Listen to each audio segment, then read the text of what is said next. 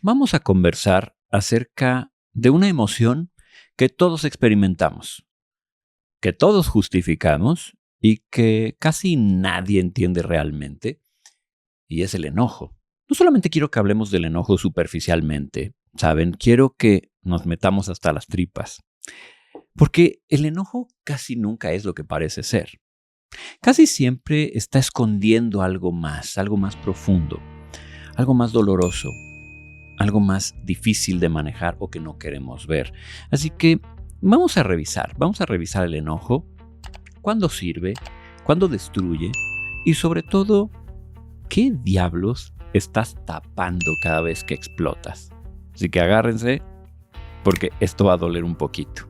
Soy Jorge Cantero y esto es El Fin del Caos.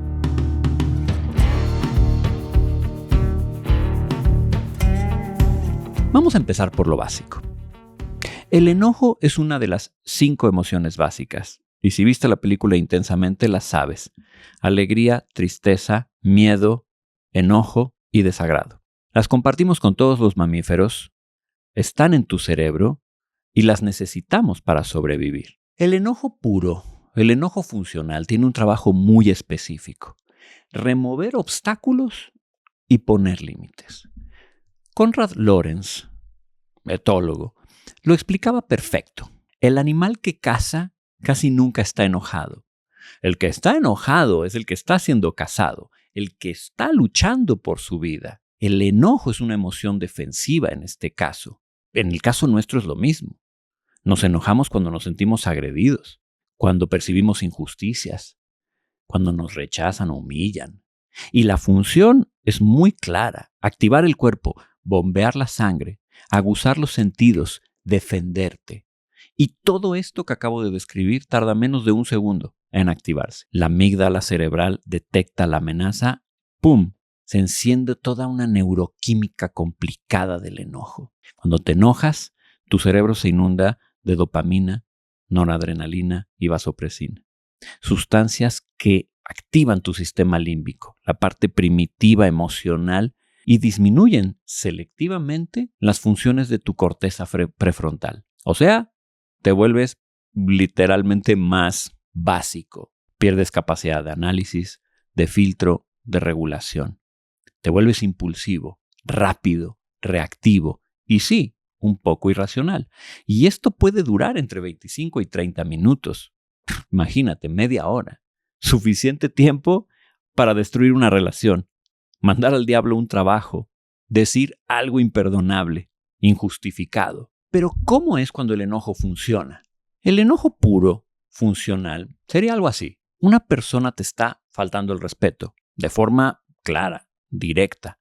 Por supuesto, te enojas, pones un límite firme. No me hables así. Y tal vez la situación se resuelve. En ese momento el enojo se para, desde luego, se detiene. Es un enojo que señala un problema, activa una defensa, resuelve y luego se retira. Pero seamos honestos, ¿cuántas veces funciona de esta manera? La verdad es que casi nunca. Porque regularmente utilizamos el enojo más allá que para defendernos de verdad. Muchas veces lo usamos para esconder algo más profundo. Hace tiempo me llegó una frase y me pegó muy duro. Dice: la rabia es la señal de que uno está tan débil que no tolera la más mínima frustración. Si uno está fuerte, simplemente hace lo que tiene que hacer. Pero si está débil, se molesta y se frustra.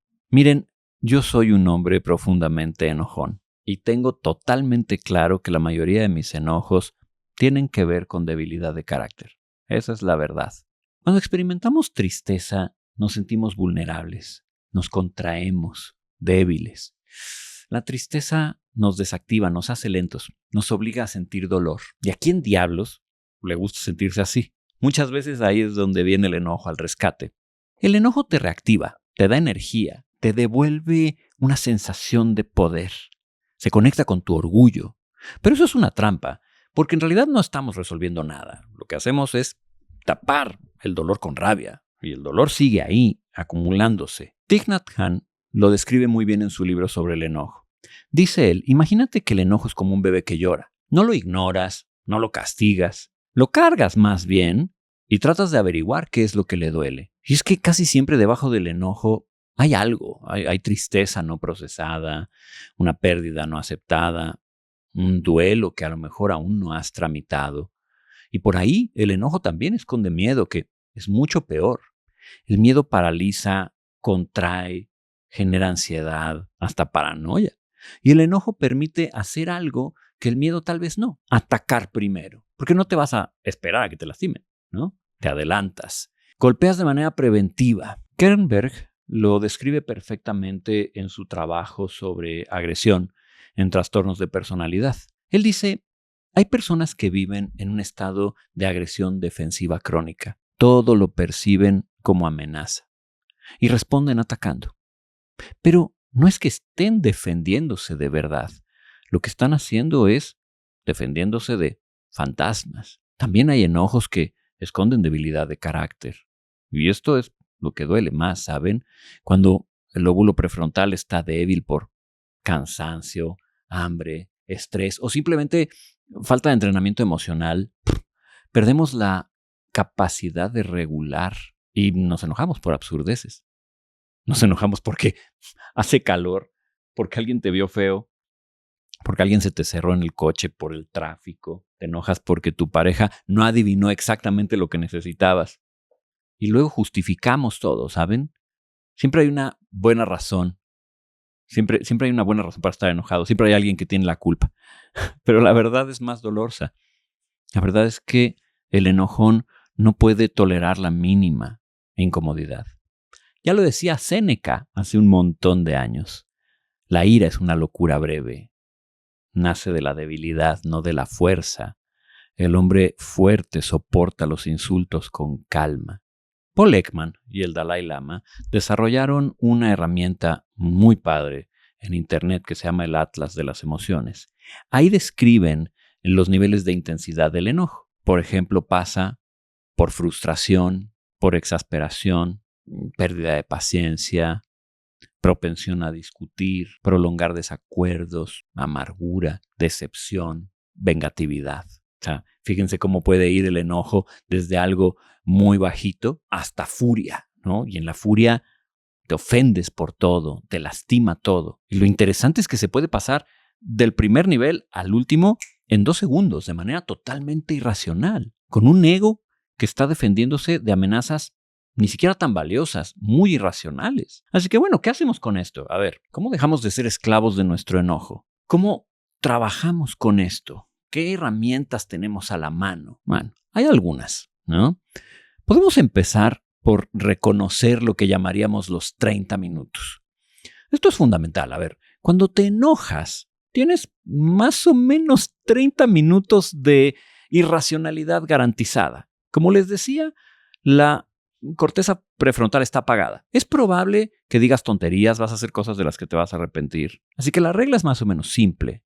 Cuando estés enojado, no digas nada importante, no decides, procura no actuar en esos 30 minutos, haz una pausa, aléjate, respira, camina, espera. Thich Nhat Hanh por ahí da una técnica que está buena, es interesante. Cuando estés enojado, trata de respirar y en la medida de lo posible, ve hacia adentro, obsérvalo, reconócelo, trata de sostenerlo con conciencia y tolerarlo el tiempo suficiente para que pase la tormenta química. En segundo lugar, puedes hacerte una pregunta. ¿Qué es lo que realmente estoy reprimiendo aquí? ¿Qué es lo que realmente no estoy queriendo sentir en este momento? Y te puedo dar una serie de pautas. Lo más probable es que sea tristeza, miedo, debilidad o impotencia. Porque el enojo es seductor, te hace sentir poderoso.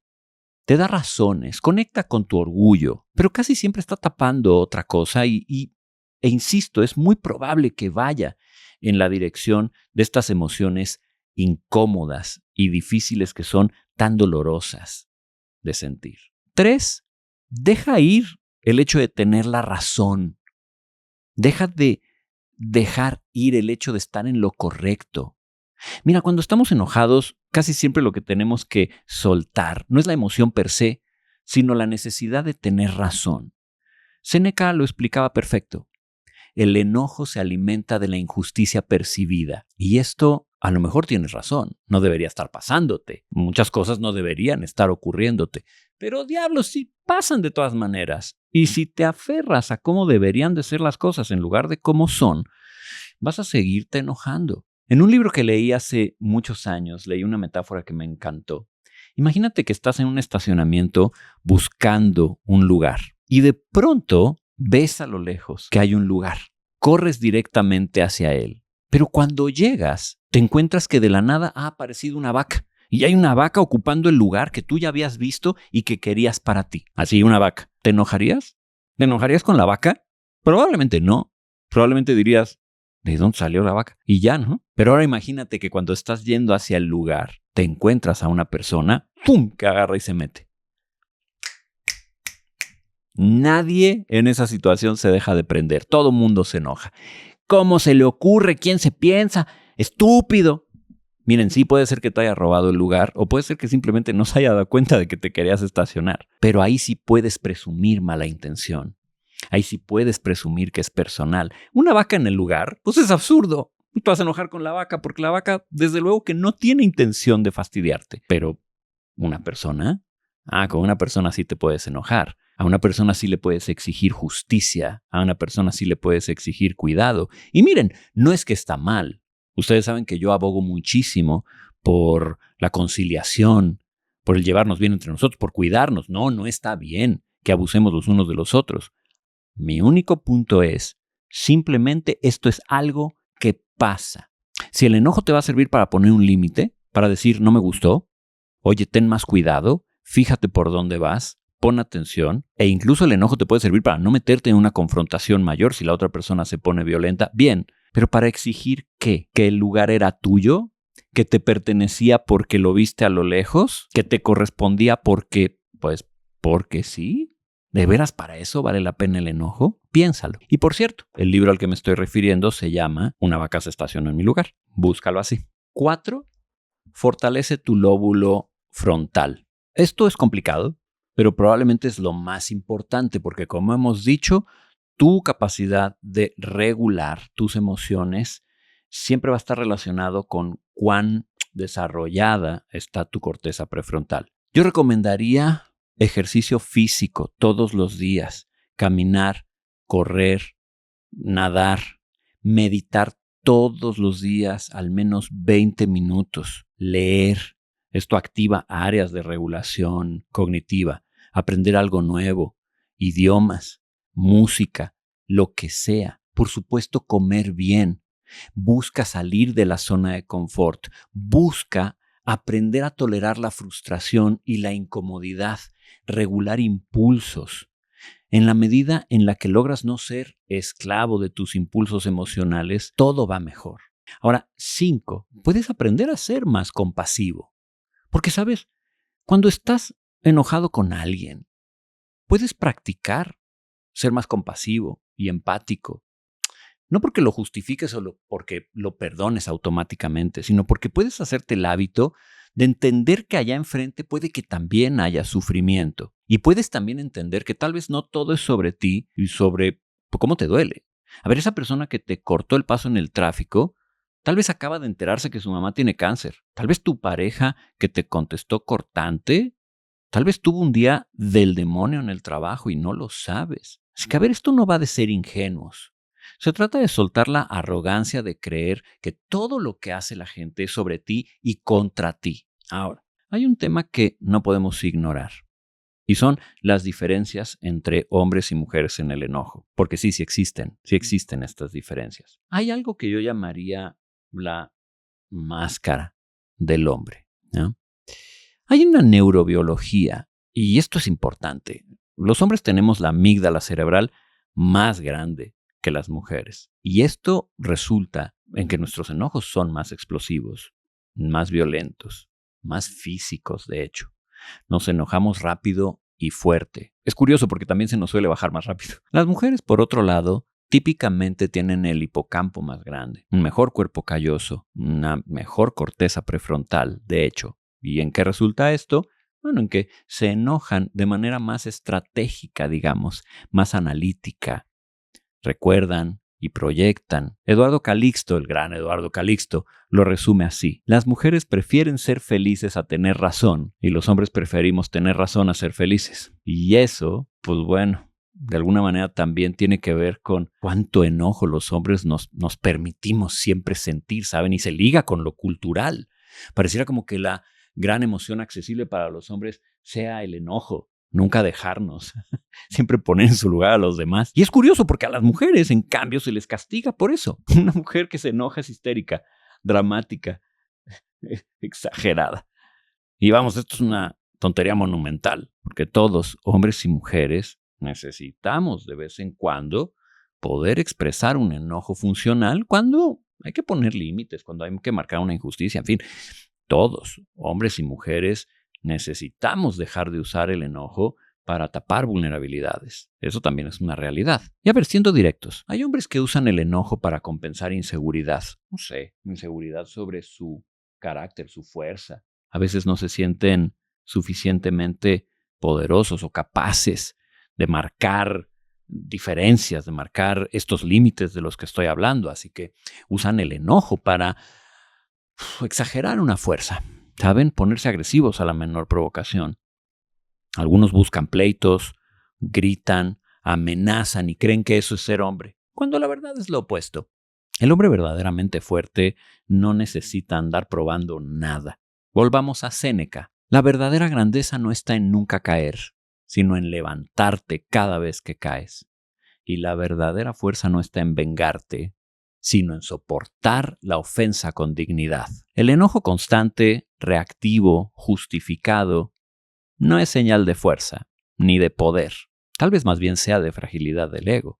Yo creo que la masculinidad vital, de la cual hablo en mi libro Ser Hombre, tiene que ver muchísimo con no ser reactivos ni defensivos, no tener una necesidad constante de probar que somos hombres mediante la agresión, el control o la dominación. Ser proactivos más bien, seguros, sin necesidad de validación constante externa, usando la fuerza para proteger y construir, no para salirnos con la nuestra. Miren, el enojo puede existir en ambos, en lo sintomático y en lo vital, pero en lo vital es breve, resolutivo. En lo sintomático es destructivo, desagradable, fastidioso. Así pues, bueno, ¿cuál es la conclusión de todo esto? Creo que tiene que ver con lo que yo llamaría el arte de estar fuertes. Séneca escribió un tratado completo sobre la ira hace más de 2000 años. Y a grandes rasgos, bueno, lo que dice sigue siendo más vigente que muchos de los libros de autoayuda modernos. Él decía algo fuerte. La ira es una locura breve. Es el más horrible y frenético de los afectos del alma, porque es la única emoción que se disfraza de virtud. Nadie dice qué bueno que estoy triste. Nadie está orgulloso de tener miedo, pero sí decimos, tenía derecho de enojarme. Era lo justo. Se merecía mi indignación. El enojo nos hace sentir moralmente superiores. Nos convence de que estamos en el lado correcto de la historia. Y esa es la trampa más peligrosa. Séneca proponía un ejercicio, porque al final del día él no era un filósofo de Torre de Marfil, ¿saben? Él era un político y un hombre de negocios. Vivía en la Roma imperial, un lugar violento, de conflicto, lleno de traiciones. Y aún así se las arreglaba para cada noche hacer un ejercicio. Sentarse al final del día y revisar mentalmente cada momento en que había perdido la compostura. Porque la perdía, por supuesto. Cada instante de enojo. Y se hacía 3 preguntas. Primera, ¿valió la pena? La mayoría de las veces la respuesta es no. La mayoría de las veces el enojo era por algo intrascendente que en ese momento parecía vital. No sé, un esclavo que rompió algo, un amigo que llegó tarde, un comentario malinterpretado. Y Séneca se obligaba a ver la desproporción entre el evento y su reacción. Porque aquí está la clave, ¿eh? El problema muchas veces no es lo que ocurre, es cómo lo magnificamos en la cabeza mediante el orgullo. Segunda pregunta, ¿resolví algo? Eso es demoledor cuando lo aplicas honestamente. A ver, ¿mejoró las cosas? A ver, ¿enojarme mejoró las cosas? ¿O solo lo empeoró? ¿Esa persona aprendió algo constructivo? ¿O solo aprendió a tenerme miedo o a resentirme? ¿Puse un límite necesario? ¿O solamente desahogué mi frustración? Séneca descubrió lo mismo que descubrimos nosotros cuando somos honestos. La mayoría de nuestros enojos no resuelven nada. Solo descargan tensión. Y esa descarga tiene un costo altísimo. Tercera pregunta. ¿Alimenté mi ego? ¿Lastimé a alguien porque sí? Porque cuando revisas tus enojos con honestidad, casi siempre encuentras lo mismo. La verdad, no estabas defendiendo la justicia. Estabas defendiendo tu imagen. No estabas protegiendo un principio. Estabas protegiendo tu ego herido. Y en el proceso lastimaste a alguien. Dijiste cosas que no se pueden retirar. Rompiste algo que era valioso. Séneca decía que el mejor remedio para la ira es la demora. No reprimir, ni tampoco explotar porque demoras de más, pues, ¿no? Cuando te enojas, Séneca te diría, espera, sal de la habitación, respira, aguarda un poco. Si el asunto sigue siendo importante mañana, tal vez podrás abordarlo con más claridad. Y si mañana ya no te importa tanto, a lo mejor no era tan importante como creías. Séneca decía algo más, algo que me vuela la cabeza y siempre lo hace cada vez que lo leo. Mantenerse enojado es como beber veneno y esperar que la otra persona muera. Esa frase se la atribuyen a todos, a Buda, a Nelson Mandela, a miles de personas. Pero la idea original, de hecho, viene de Séneca. Y a mí me parece perfecta, porque cuando te aferras al resentimiento, a la amargura, al no puedo creer que me hayan hecho esto, no estás lastimando a nadie realmente, solo a ti mismo. Miren, la otra persona muchas veces ya siguió con su vida.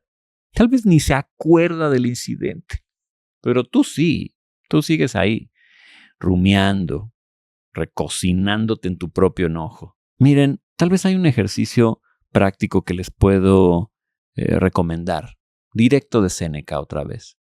Esta noche, antes de dormirse, saquen un cuaderno. Escriban todos los momentos del día en que se enojaron. Todos, desde el tráfico hasta la discusión con tu pareja. Y para cada uno, responde honestamente. 1. ¿Valió la pena? 2. ¿Resolví algo? 3. ¿O solo alimenté mi ego? Esto no va de castigarte, ¿eh? No va de sentirte culpable, no va de recriminarte. Es para entrenarte en ver tus patrones. Porque la mayoría de nuestros enojos son automáticos, reactivos, reacciones condicionadas que hemos repetido 1000 veces. Y cada vez encontramos una nueva forma de justificarlo.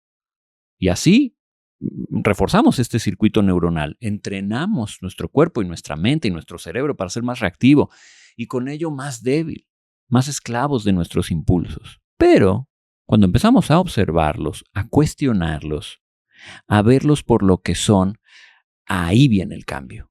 Por ahí también podríamos proponer una invitación budista en la línea de Thich Nhat Hanh, que sí, él diría algo muy diferente a Séneca, y no necesariamente contradictorio, quisiera creer más bien complementario. Él lo que diría es que más que analizar el enojo racionalmente, lo que tendrías que hacer es abrazar el enojo con compasión. A ver, en esta metáfora tenemos que imaginar, como les decía hace rato, a este bebé que llora porque sufre, porque tiene hambre, porque tiene frío, porque la está pasando mal, porque tiene miedo. Y como decíamos también hace rato, vamos a regresar ahí. Castigarlo, gritarle, pegarle, no va a servir, no es bueno, lo destruye.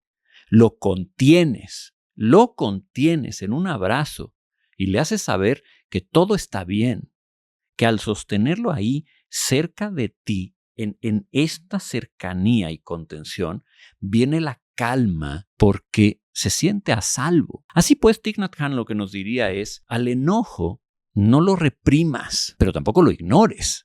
No lo castigues, no lo ataques. Más bien, respira profundo, llevando aire hasta tu abdomen, tratando de relajarte para poderlo ver y preguntarle, ¿qué quieres? ¿Qué pasa? ¿De qué me estás tratando de proteger? Al no pelear contra el enojo, lo que estamos haciendo es no permitirle explotar. Al tener paciencia, evitamos que se salga de control. Dicen que Buda decía que en la vida te van a dar disparos con flechas, pues flechazos, ¿no? A ver, te van a rechazar, te van a ofender, te van a insultar. A ver, la primera flecha duele, es real. El problema es cuando uno mismo se clava la segunda flecha. Nos enojamos por habernos enojamos. Nos enojamos por sentirnos débil, por avergonzarnos. Y esa flecha duele mucho más que la primera. Así que la idea sería que cuando nos enojemos, no vale la pena clavarnos la segunda flecha. No hace falta agregar culpa al dolor. Lo que hace falta es darnos cuenta. ¡Hey! Estoy enojado. Eso significa que estoy sufriendo algo. Y desde ahí, con amabilidad, tengo que preguntarme qué es exactamente lo que me está doliendo de verdad. Tratar de cuidar el enojo con compasión. Él dice algo así como que cuando cuidas tu enojo, también estás cuidando tu sufrimiento. Y cuando cuidas tu sufrimiento con compasión, también estás curando tus heridas. A ver, esto es más que filosofía abstracta, ¿eh? Es práctica. Es práctica directa. Tu enojo es un mensajero. Viene a decirte, algo aquí duele, algo aquí necesita atención. Pero la mayoría de las veces no escuchamos el mensaje, solo descargamos la rabia. Es como si el mensajero llegara a tu puerta a darte una carta importante y tú lo golpearas y lo mandaras al demonio sin leer la carta. El enojo no es tu enemigo, no siempre. Insisto, es como un mensajero, pero tienes que aprender a escuchar el mensaje real, no la justificación superficial. Thich Nhat Hanh usa otra imagen que viene muy a mano aquí. Tu enojo es como un incendio en tu casa y la casa eres tú. El fuego es la ira que te está consumiendo. ¿Qué haces cuando hay un incendio? ¿Persigues al que lo provocó? ¿Buscas a quién culpar? No, primero apagas el fuego, porque mientras tú estás allá afuera buscando cobrártela, la casa se está quemando. Así que lo primero es regresar a ti, respirar, calmarte, apagar el fuego interno, o dicho de otra manera, la tormenta neuroquímica que estamos sufriendo. Y solo entonces puedes abordar lo que pasó allá afuera. Así que, a ver, la propuesta es simple, pero muy transformador. Todos los días intenta tomarte 5 minutos para meditar sobre el enojo. Ojo, no cuando estés enojado. Eso es sumamente difícil, si no imposible, ¿eh? Hay que esperar un momento tranquilo. Hay que sentarnos, cerrar los ojos y recordar la última vez que nos enojamos. Revivirlo en nuestra mente. Sentir cómo se activa el cuerpo. Y desde ahí, con toda la conciencia que puedes reunir, ponte en contacto con ese enojo. Trata de entenderlo, de saber por qué está viniendo a protegerte, a tratar de cuidarte, pero con una convicción clara, poner un límite. No necesito que hagas esto por mí, esto me daña. No necesito que ardas en furia cada vez que quieres protegerme. Miren, suena cursi, pero créanme que funciona, porque nos ayuda a entender que hay partes de nosotros que necesitan ser integradas, que necesitan ser revisadas. Vale la pena intentarlo. Séneca, el estoico romano, Thich Nhat Hanh, el budista vietnamita, de alguna manera dicen lo mismo, pero desde abordajes muy distintos, ¿no? Séneca te dice, observa tu enojo de forma racional. Mira sus costos, entrena tu mente para no reaccionar. Y Thich Nhat Hanh lo que dice es, observa tu enojo con conciencia, con amabilidad, escucha su mensaje y entrena más bien tu corazón y tu mente para responder con sabiduría. Cabeza y corazón, razón y compasión, fuerza y ternura. No necesitarías tener que elegir entre los dos, los necesitas a los dos. Necesitas la claridad estoica para no justificar tus tonterías y necesitas la compasión budista para no destruirte en el proceso. Así que hay una pregunta final, algo con lo que quiero terminar, volviendo al lugar con el que empezamos. Una persona fuerte simplemente hace lo que tiene que hacer, lo que está delante de él. Una persona débil se molesta y se frustra. Así que les pregunto directamente, ¿eres fuerte o débil? No por tu capacidad de gritar, no por tu capacidad de imponerte, de ganar argumentos porque sí, de no dejarte, sino por tu capacidad de no necesitar enojarte ante cada incomodidad. Esa es la verdadera fuerza, el verdadero poder. Es recibir un insulto y no tomártelo personal. Es perder una discusión y no sentir que fuiste derrotado. Poder decir me equivoqué sin que se te caiga el mundo. Esa es la verdadera madurez. no la ausencia de enojo. Es absurdo, es imposible, todos nos enojamos, sino la capacidad de relacionarte con él de manera diferente, de usarlo cuando sirve y de gestionarlo cuando no, de no ser su esclavo. Y te va a costar un montón lograrlo. A mí me sigue costando muchísimo todos los días. Hay días en que me enojo por idioteces. Hay días en los que justifico mi rabia. Hay días en que soy el absurdo reactivo que no quiero ser. Pero a ver, cada día que practico, cada día que hago los ejercicios de Séneca o que medito como lo intentaría hacer Thich Nhat Hanh, creo que me vuelvo un poco menos esclavo de mi enojo y ojalá un poco más dueño de mí. Y vale cada minuto de esfuerzo porque al final la libertad no es hacer lo que quieres sin consecuencias. La libertad es poder elegir quién eres frente a lo que sientes. Y eso, amigos míos, eso es lo único que nadie te puede quitar. Queridos amigos, si este episodio les ha movido algo, si les ayudó a ver el enojo de otro modo, o si les incomodó, que probablemente lo hizo, compártanlo. Mándenlo a sus amigos, a su familia, a esas personas que siempre están enojadas, a esas personas que justifican cada explosión, a quien sea que necesite escuchar esto. Porque el enojo es de esas cosas de las que todos hablamos, pero que nos cuesta mucho ver de frente. Y entre más personas estemos dispuestos a voltear hacia adentro, a hacernos responsables de nuestras reacciones, dejar de culpar al mundo de nuestros berrinches, mejor nos va a ir a todos. A la gente que aman y a ustedes mismos. Si aún no están suscritos al podcast, este es el momento perfecto para hacerlo. Dar a clic aquí. Y esta noche, antes de dormir, hagan el ejercicio de Séneca, ¿vale? Revisen sus enojos. Pregúntense con honestidad si valió la pena. Y mañana, cuando sientan que el enojo empiece a subir, acuérdense de Thich Nhat Hanh. Respira, reconoce, cuida. La solución no es perfecta. Van a meter la pata, te los digo otra vez, yo la sigo metiendo, pero cada intento cuenta. Cada vez que eliges conciencia sobre reacción, te vuelves un poquitín más libre e inteligente. Nos vemos en el siguiente episodio y mientras tanto, voltea hacia adentro, siempre hacia adentro. Soy Jorge Cantero y esto es El Fin del Caos.